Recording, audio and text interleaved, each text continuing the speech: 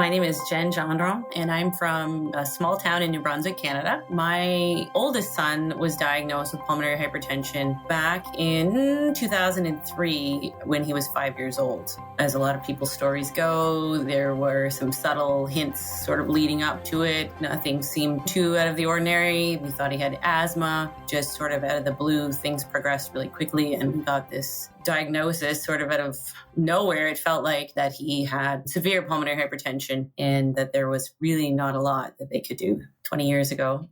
Things were certainly looked a little bit different in the pulmonary hypertension world than they do now. Even less medications and treatments available.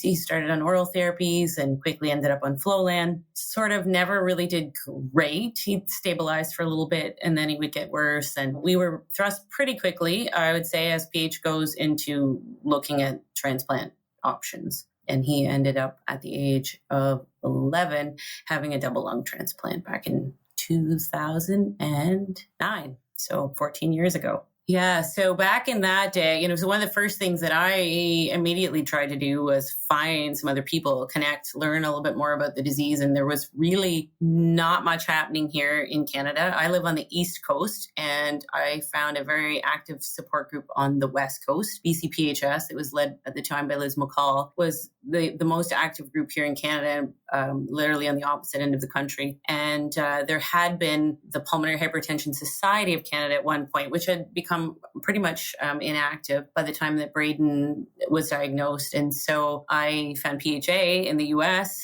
and got myself on a plane and got to a conference down there, met some really incredible people and started to make some connections with people that were from Canada that were also looking for supports, that had started little pockets of support groups throughout the country. And I got myself connected with that group. And it wasn't too many years after that we were able to come together and form what is now PHA Canada, that just celebrated 15 years, unbelievably, as an association. So to me, that was one of the biggest, most important things, was to connect with other people and learn as much as we could about the disease, find the support that we could, not only for our son, but for the rest of our family. I had two other young boys that were 3 at the time, twin boys, that when their brother was diagnosed. And, certainly it's a disease that impacts the entire family and one that is very complicated to manage. And just talking with other people and connecting with other families that were dealing with a similar journey was certainly, I feel, very important. It's interesting because over the years, I'd often have people say to me, so he was diagnosed in 2003. So, he lived with the disease for 6 years before we ended up on the transplant list. And people would say, well, couldn't he have a lung transplant? Wouldn't that fix it? It sounds like a fix, but you're certainly trading off one set of problems for another and a lot of unknowns. So as much as it sounded like this miracle cure, we also, it's not something we wanted to rush into. We also don't live anywhere near a transplant center. So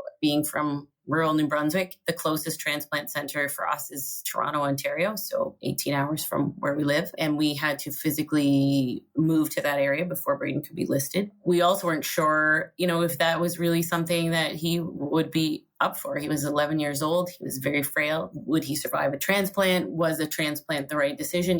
Was he up for the long process of the recovery and all of those things? Because he was still a child, but he was getting to that age where, how much do we involve him in the decision? How much of this decision is ours? And at one point, he wasn't responding well to treatment. We had gone through the transplant process, the workup leading up to it, tons of testing. And then they got him on Flolan and he stabilized a little bit. So that kind of got parked and it was almost a relief, like, okay, we don't have to deal with this right now. We don't have to think about this because it was, it was a really tough decision and a decision, that affected us all. So, and unfortunately, he stabilized only briefly on the Flolan. And so we got faced with the whole transplant scenario again very quickly. We went up and we had all of the testing done again. It wasn't just him that was testing. We all had to meet with the psychological team to make sure we were all capable of going through the process, or that they deemed us to be capable of going through the process. We had to, as I say, physically commit to moving our family. And that was a big decision because at the time, again, I had 2 other young children. At this point,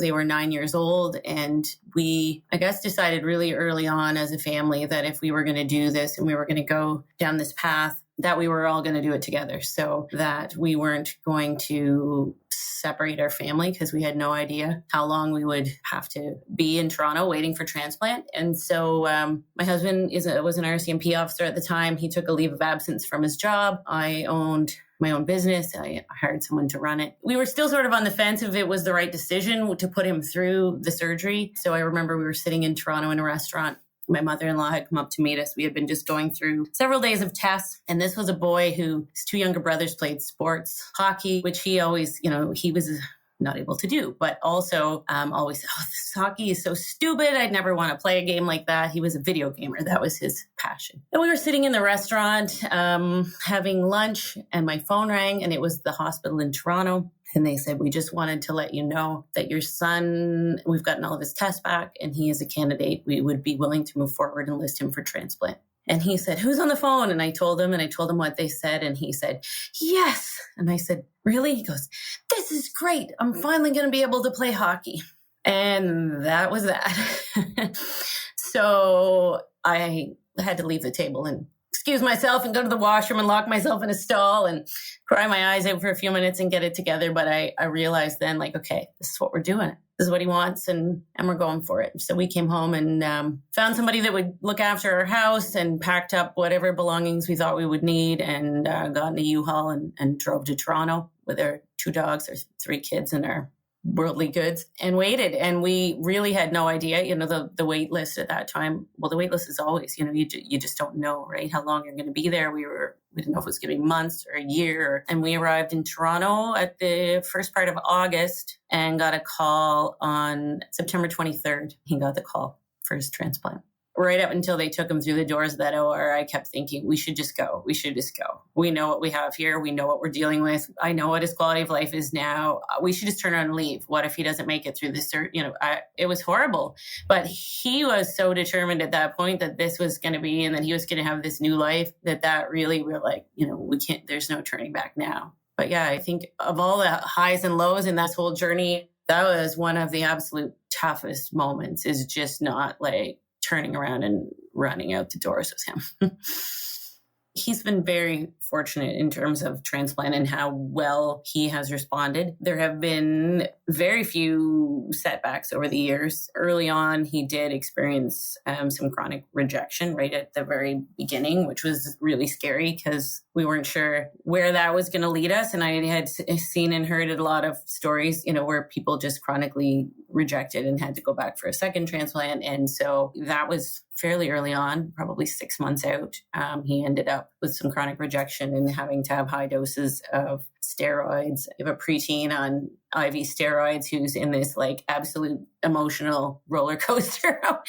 But after that, and when they got him stabilized, he really has done very well. We were back home in New Brunswick. He was transplanted in September. We moved home in April, and we technically could have come a little sooner, but I was really hesitant to leave Toronto. I felt like, we were safe there and we were close to the hospital, and so moving back home, I found really hard. I mean, my kids couldn't wait to get home, but it was something that I was wrestling with in that, what are we going to do? What if things go badly? And we had gotten used to traveling back and forth over the years. He was followed. The closest PH center is also in Toronto. So I was used to running back and forth to Toronto with him a couple times a year for follow-ups. But there was just something about being right there and being close to the hospital. But we came back home and he did really well. We would go back to Toronto a couple times a year initially, and then once a year. And then the years just kept ticking by and he kept getting older. And then my new fear became, oh my God, we're getting close to the point where he's got to leave pediatric world and we got to go down the street to the adult hospital, and yikes.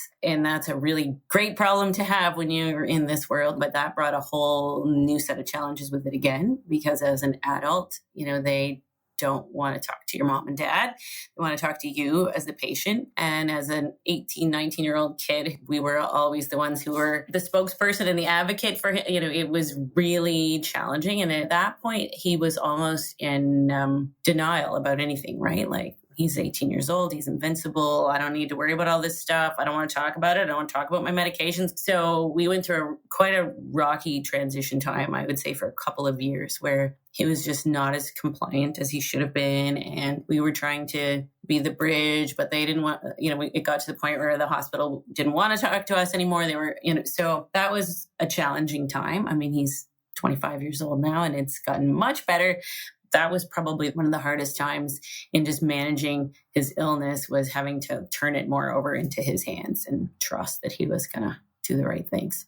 I never thought we would get this far. I think back to these times, initially when he was diagnosed, we were diagnosed in a hospital that had like no experience with pH. And it was basically like, take him home and enjoy the time you have left. We really never thought we would reach the milestones that we've reached, and as he got sicker, we got to make the most of every day, because I don't know how many days we're going to have. I never thought we would get to this point. And again, even, at the transplant point, it's like, are we going to get through this? Are we going to come out the other side of this? Am I just dropping my son off? Is this the last time I'm going to see my son as I wheel him to the OR? You just kind of live with that in the back of your mind every day. And even now, people will say to me, so everything's great, right? He's fine now. And I'd be like, well, I mean, yeah, he's really good right now. And that's awesome. But you just don't know what's around the next corner. And it's a hard thing when you really sit with it to process. But again, I mean, I just try and look at it as none of us know, right?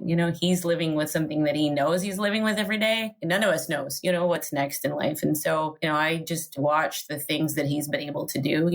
That day that he, in the restaurant where he's like, yeah, I'm going to play hockey. I was like, okay. And, he had the transplant in September, and another young fellow had a transplant around the same time. And they had a bit of a competition going, like who was going to do the best in rehab and who was going to bite the longest. And he used that. And I started watching him. And then he would start asking the doctor every appointment, like, so can I go play hockey now? I'm talking October, like the guy still has staples in his chest, and they'd be like, oh, no, not right now. And I'm like, oh God, so every time we would go, he would ask this question. So in January, we go to the hospital and, he does the same little, all right, so can I start to play hockey now? And the doctor says, well, do you think you can find a league that has no contact? And he goes, oh yeah. And he goes, I don't see why not. I just about fell off my chair, and he's like, all right. So the next thing I know, we're sitting like white knuckled in the rink watching him try and stand up on skates. He didn't even remember that he used to know how to skate. Like he hadn't skated since he was 5 years old. He was 11 and they put him on a team with, I think they were 7-year-olds, with this amazing coach who was like, we're going to get this kid skating. He had a ball and he just went from there. Like I would be panicking about him wanting to do something, and he would look at me and say, Mom, I didn't go through all this just so I could keep sitting home watching everybody else do things. And I was like, how do you argue with that? All right, get out there and do what makes you happy, because that's why we did what we did, right? My name is Gendron, and I am aware that my son Braden is rare.